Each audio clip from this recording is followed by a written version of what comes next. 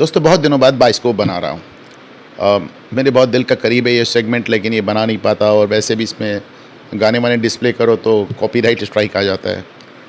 तो बहरहाल आज हम बात करते हैं गीतकार शैलेंद्र की, जिसको मैं हिंदी फ़िल्मों का सबसे बड़ा गीतकार मानता हूँ। मुझे नहीं लगता कि, देखिए ये तो अच्छा बुरा तो आप लोगों को अपना अपना लग सकता है, किसी को किसी के गाने पसंद, किसी को किसी के, पर जो योगदान है शैलेंद्र का, मतलब कभी कभी लगता है कि शैलेंद्र के लिखे गाने उन फिल्मों को आप हटा दें तो कितना बचता है बॉलीवुड में, एटलीस्ट पोइटिक सेंस में या पोइट्री के सेंस से। शैलेंद्र ने शुरुआत की थी बरसात से। मेरे ख्याल से 1947 था, क्या था, राज कपूर के 22-23 साल के थे, लेकिन उनको शैलेंद्र पसंद आ गए और राज कपूर के कहने पे उन्होंने बरसात का टाइटल सॉन्ग लिखा था। बरसात में हमसे मिले तुम सजन, तुमसे मिले हम। बरसात में हमसे मिले तुम सजन, तुमसे मिले हम बरसात में। इसी फिल्म में शैलेंद्र ने एक गीत और लिखा था, पतली कमर है तिरछी नज़र है। अच्छा, ये गाना राज कपूर के जो साले थे, brother in law Premnath, Jabalpur से गए थे। कृष्णा राज कपूर उनकी वाइफ थी, तो उनके भाई, उनके ऊपर पिक्चराइज हुआ था।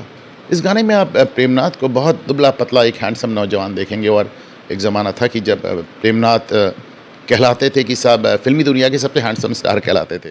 नजर है, पतली कमर है, तिरछी नजर है, खिले फूल सी तेरी जवानी, कोई बताए कहाँ कसर है। उस ज़माने की सबसे खूबसूरत एक्ट्रेस से उनकी शादी भी हुई थी, बीना राय।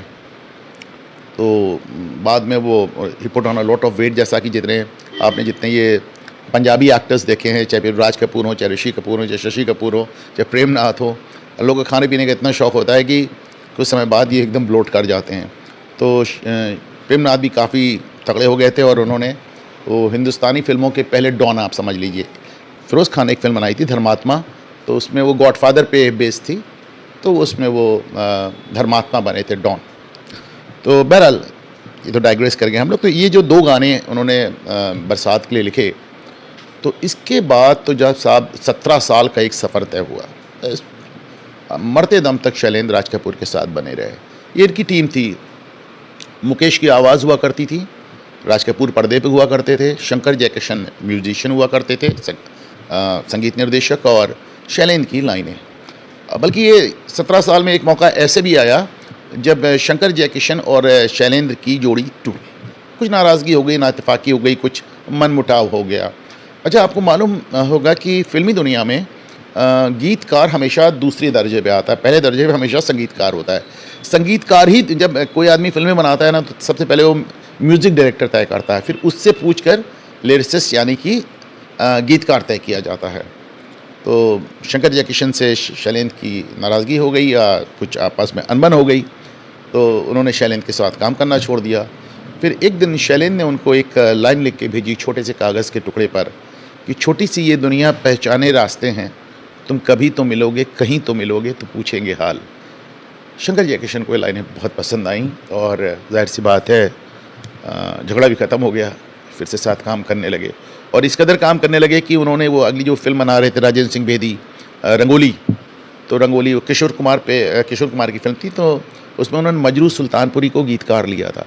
शंकर जयकिशन ने कहा नहीं साहब, गाने तो इसमें शैलेंद्र ही लिखेंगे। बेदी साहब को झुकना पड़ा, और फाइनली उसके गाने शैलेंद्र ने लिखे, और ये गाना उसका बहुत पॉपुलर भी हुआ, जो कि किशोर कुमार पे पिक्चराइज हुआ, छोटी सी ये दुनिया। छोटी सी ये दुनिया पहचाने रास्ते हैं, तुम कहीं तो मिलोगे, कभी तो मिलोगे, तो पूछेंगे हाँ। देखिए, मैं इधर बहुत दिनों से फिल्में नहीं देख रहा हूँ, और कोविड के बाद से बिल्कुल नहीं देख रहा हूँ। अब मैं फ़िल्म तभी देखता हूँ जब वो कोई कॉमेडी हो, और या फिर कोई क्राइम थ्रिलर हो। मुझे लव स्टोरीज़ में तो बहुत अब इंटरेस्ट रह नहीं गया।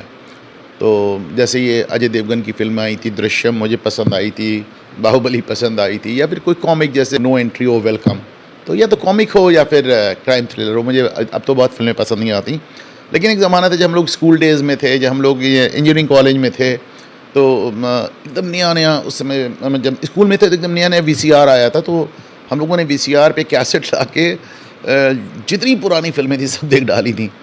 मुझे बहुत एक मन है कि मैं अपनी देखी हुई हिंदी सिनेमा का 10 बेस्ट फ़िल्मों का चयन करूँ। मेरी पहली 3 फ़िल्में तो तैयार हैं, मुझे मालूम है कौन-सी है। तो द बेस्ट 3 फ़िल्म जो मैं मानता हूँ वो सबसे अच्छी तीसरी कसम, उससे बेहतर प्यासा, और the best film ever made in India जो हिंदुस्तान की बनी हुई सबसे बेहतरीन फ़िल्म मैं मानता हूँ गाइड। चांस की बात है, तीनों में वहीदा रहमान है।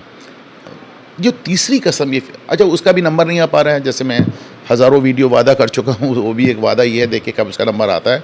बहरहाल जो ये तीसरी कसम जिस फ़िल्म का मैं ज़िक्र कर रहा हूँ, बासु चटर्जी ने डायरेक्ट किया था, ये फ़िल्म शैलेंद्र ने बनाई थी। ये फ़िल्म शैलेंद्र के बहुत करीब थी। देखिए शैलेंद्र आरा में बिहार से आते थे। बहुत कम लोगों को मालूम है कि शैलेंद्र एक दलित थे।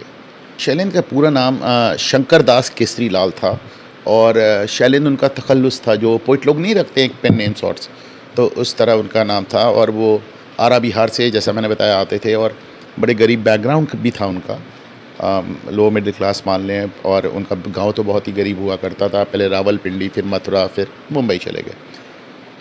लेकिन ये तो शैलेंद्र ने साबित किया कि जो प्रतिभा आपके अंदर होती है, तो फिर आप किसी जाति और किसी धर्म से आए, आप किसी आरक्षण के मोहताज नहीं।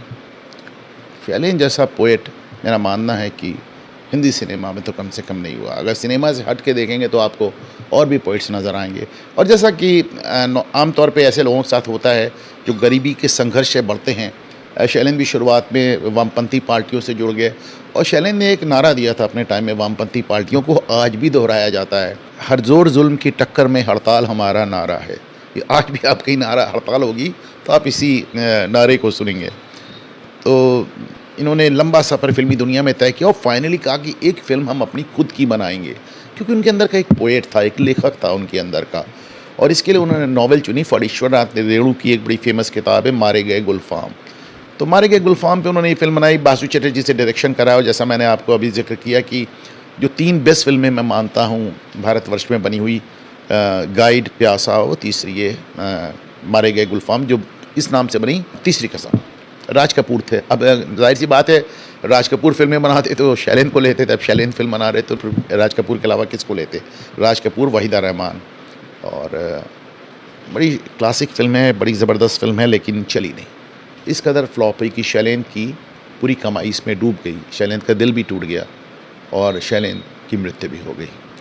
बहरहाल शैलेंद्र ने जो हमको सबसे अच्छे गाने, देखिए ये बात भी मुझे कभी कभी बड़ी अजीब सी लगती है, जो अपने टाइम में सबसे अच्छी फिल्में बनी वो मौके पे चली नहीं, बाद में हम उनको कहते हैं साहब कल्ट क्लासिक हो गई। ऐसी तो फिल्में ही नहीं बनी साहब। एक और फिल्म जैसे मुझे याद आती है बलराज साहनी की गर्म हवा, और ये पार्टीशन के बैकग्राउंड पे बनी थी। आज भी लोग कहते हैं साहब कल्ट क्लासिक, अपने टाइम में तो नहीं चली ना। पाकीज़ा मीना कुमारी की जो इतनी बड़ी शाहकार जब रिलीज़ हुई थी फ्लॉप हो गई थी, लेकिन रिलीज़ होते ही मीना कुमारी की डेथ हो गई और पाकीज़ा हिट हो गई, वरना वो भी बाद में ही हिट होने वाली कल्ट क्लासिक में आती। तो ऐसी कई फिल्मों के साथ हुआ है। आज तीसरी कसम इस देश में बनी हुई बेस्ट फिल्मों में इसका शुमार होता है, लेकिन अपने टाइम में ये ऐसी फ्लॉप हुई कि ये जैसे गुरदत्त के लिए प्यासा के बाद उनकी वो फ्लॉप हुई थी कागज़ के फूल, जिसने गुरदत्त का दिल तोड़ दिया था, इसी तरह तीसरी कसम ने शैलेंद्र का दिल तोड़ दिया। और शैलेंद्र की जो बेस्ट सॉन्ग्स मैं कुछ आपसे शेयर करता हूँ, और आप कुछ सोचिए कि इनके बगैर बॉलीवुड का ये फिल्मी सफ़र है भी क्या। इनके एक सॉन्ग जो उन्होंने आवारा के लिए लिखा था, जो उसका टाइटल सॉन्ग था आवारा हूँ, ये सॉन्ग देखें। आवारा हूँ या गर्दिश में हूँ, आसमान का तारा हूँ, आवारा हूँ। तो कितनी भाषाओं में आपने देखा, वो तुर्की भाषा तक में ट्रांसलेट किया गया। Avareyim, gökteki yıldız gibi dönmekteyim. Avareyim. Raj Kapoor को तो रशियंस आज भी बहुत पसंद करते हैं, पुरानी जनरेशन के। मैं वो किस्सा सुनाता हूँ कि एक ज़माने में क्या इकलौती बार जब गॉर्बेचोव इंडिया आए, तो उस समय राजीव गांधी प्रधानमंत्री थे, उन्होंने अमिताभ बच्चन से मुलाकात कराई। गॉर्बेचोव उस समय रशियन प्रेसिडेंट थे, मेरे ख्याल से 84 से 89 के बीच की बात है। उसी दौरान राजीव गांधी प्राइम मिनिस्टर थे, हम लोग स्कूल में थे। तो अमिताभ बच्चन से मुलाकात कराई गॉर्बेचोव से। राजीव गांधी ने कहा कि साहब ये इंडियन फिल्मों के सुपरस्टार हैं, तो गौरवचो ने जवाब दिया कि साहब हम तो सिर्फ एक ही हिंदुस्तानी सुपरस्टार को जानते हैं जिसका नाम राज कपूर है। अच्छा, राज कपूर का गोरा रंग था, नीली आँखें थीं, तो लोग कहते हैं उनके लुक्स भी बड़े रोशन थे। बाद में उन्होंने जो वो फिल्म बनाई मेरा नाम जोकर, तो उसमें उन्होंने रशियन एक्ट्रेस, रशियन सर्कस सबको रोप इन किया, और रशिया में वो बहुत ज़्यादा इसी गाने से भी बहुत फेमस है, आवारा हूँ। गर्दिश में हूँ, आसमान का तारा हूँ, आवारा हूँ, आवारा हूँ, क्या गर्दिश में हूँ, आसमान का तारा हूँ, आवारा हूँ। और रशिया से उनके लगाव के चलते हुए बाद में शैलेन ने स्पेशली राज कपूर के लिए भी वो गाना भी लिखा, मेरा जूता है जापानी, ये पतलून इंग्लिशतानी, सर पे लाल टोपी रूसी, फिर भी दिल है हिंदुस्तानी। तो राज कपूर वहाँ पे बहुत पॉपुलर थे, इसकी जड़ में भी आप शैलेन को मान सकते हैं। और ये जो इन्होंने अमर गीत राज कपूर के लिए लिखे, राज कपूर पे ही शैलेंद्र का एक और गीत जो मुझे बहुत पसंद है, और जिसकी लाइनें, मतलब वो लाइनें आप देखें, आपने सुना होगा कि किसी की मुस्कुराहटों पे हो निसार, किसी का दर्द मिल सके तो ले उधार, किसी के वास्ते हो तेरे दिल में प्यार, जीना इसी का नाम है। अच्छा, आप देखें, पहले ही सॉन्ग देख लें फिर बात करते हैं। माना अपनी जेब से फकीर है, फिर भी यारों दिल के हम अमीर हैं। मिटे जो प्यार के लिए वो जिंदगी, जले बहार के लिए वो जिंदगी, किसी को हो ना हो हमें तो एतबार, जीना इसी का नाम है। देखिए, इस सॉन्ग से मुझे एक और याद आता है कि शैलेंद्र के जो सॉन्ग्स थे उनकी एक एक लाइनों पे फिल्में बनती चली गईं, प्रोग्राम बनते चले गए, उनकी लाइनें अपने आप में कहावत बनती चली गईं।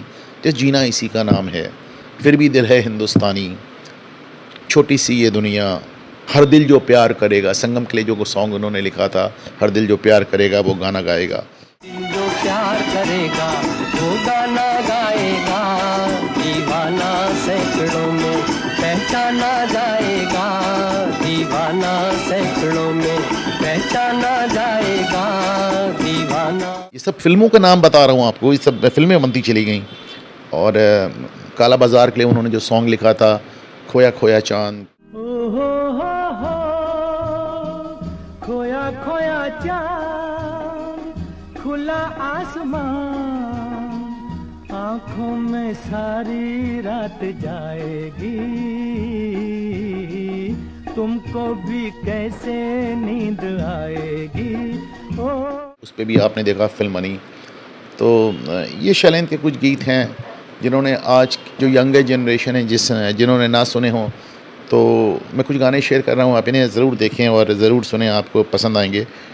लेट मी स्टार्ट विद, वैसे तो तीसरी कसम के सारे गाने बहुत बहुत ज़बरदस्त थे साहब, और लेकिन उसका एक सॉन्ग है जो कि हमारे ईस्टर्न उत्तर प्रदेश में इसको बिरहा कहते हैं, जो गाँवों में गाया जाता है। वो एक पूरी गाँव वालों की मंडली बैठकर, और वो सॉन्ग था कि साहब चलत मुसाफिर मोह लिए रे पिंजड़े वाली मुनिया। तो इसमें जो वहीदा रहमान का कैरेक्टर है वो एक नौटंकी वाली बाई का है, और नौटंकी वाली बाई जिसकी बड़ी डिमांड है लेकिन समाज में उसको कभी कोई जगह नहीं मिलती है, तो अपने पिंजरे में कैद है। और उससे एक गाड़ीवान राज कपूर, उसका जो एक उसको जो मोहब्बत होती है, जो इश्क होता है, और किस तरह उसने राज कपूर को आकर्षित किया, उसको लेके ये पूरा एक सॉन्ग है।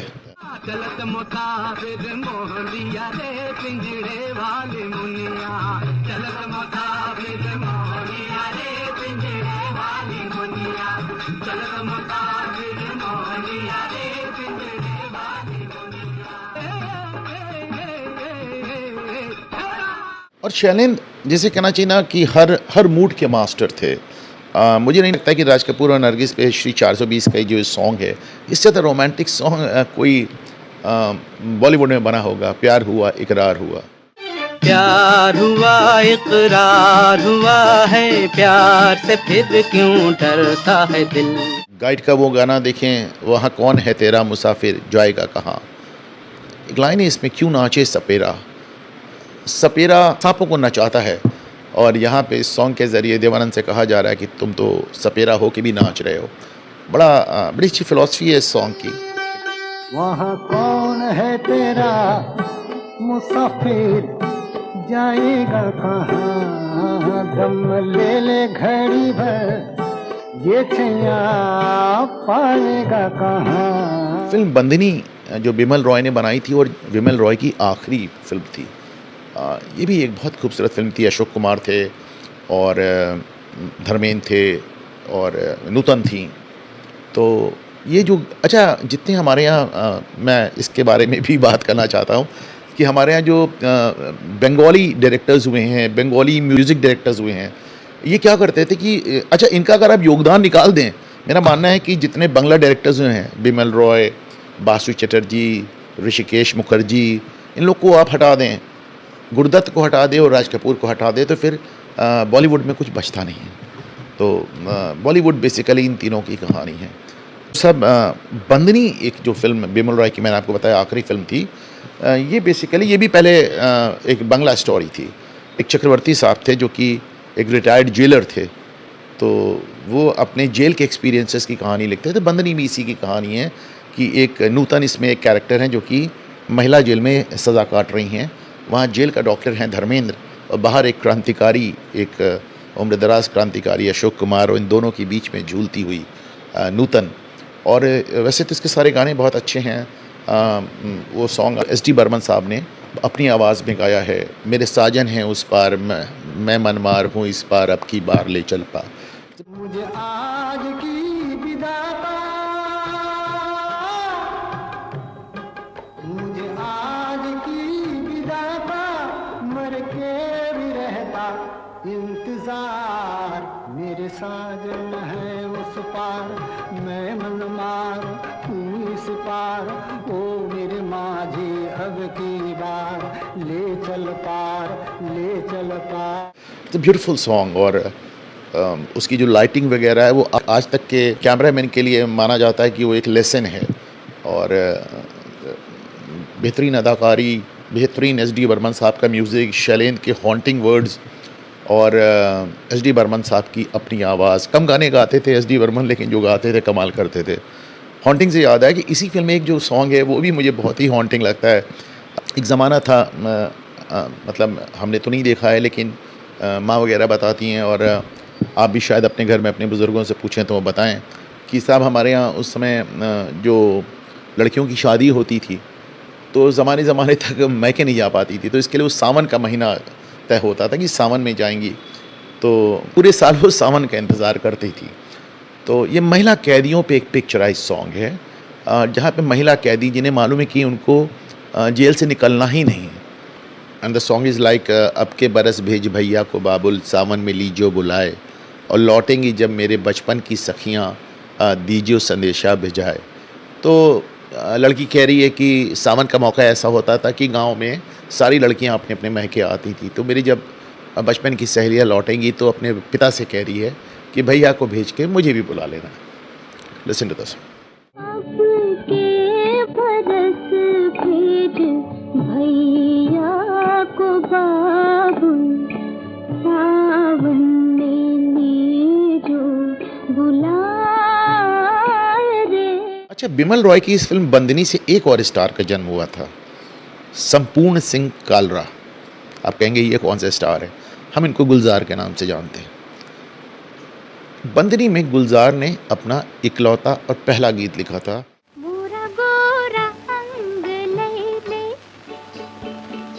मोहे शाम रंग दे दे। एक सॉन्ग से गुलजार हिंदी फिल्मों में छा गए। दोस्तों, शैलेंद्र पे ये एपिसोड मैंने आज इसलिए किया है क्योंकि पिछली 30 तारीख को उनका जन्मदिन था और मैं बना नहीं पाया। और जैसा मैंने अभी आपको बताया था, शैलेंद्र हर फ़न के बादशाह थे, हर मूड के मास्टर थे। तो ऐसा नहीं है कि सिर्फ वो अलग अलग तरीके के सॉन्ग ही लिख रहे थे। एक बहुत खूबसूरत भजन भी उन्होंने काला बाज़ार के लिए लिखा था, और उसी भजन के साथ आज इस एपिसोड को ख़त्म करते हैं। और आज मैंने जितने भी गाने आपको बताए उन सब के लिंक्स मैं इस वीडियो में दे रहा हूँ, आप ज़रूर देखिएगा। और मीनवाइल आप ये भजन देखें, ना मैं धन चाहूँ ना रतन चाहूँ, तेरे कदमों की धूल मिल जाए तो मैं तर जाऊँ। मैं धन चाहूँ ना रतन चाहूँ, ना मैं धन चाहूँ ना